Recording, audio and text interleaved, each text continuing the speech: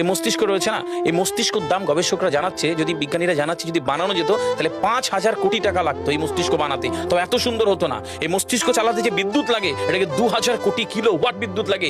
একটা মস্তিষ্ক পুরো বাংলাদেশ চলে যাবে, আর কিছু বিদ্যুৎ বাইরের দেশে বিক্রি করে এই দেশ টাকা রোজগার করতে পারে। এই আপনি চিন্তা করেন যে শিরোপোষের এগুলো, একটা তারের হেডফোনকে পকেটে দেবেন আর বের করবেন, দেখবেন ছাড়াতে হচ্ছে, তাই না? জুড়িয়ে জানা এই পুরো শরীরের মধ্যে এরকম জড়ানো পেছনে যত শিরা আছে না, এই শিরাগুলোকে বলা হয় খুলে খুলে রাখা হলে 11 একর জমি লাগতো, 11 একর জমি লাগতো। কেন ইমাজিন আমাদের মধ্যে কি রয়েছে, পুরো শরীরে 650টা মাংসপেশি রয়েছে, যা ইনস্ট্রাকশন দেবেন তাই করবে।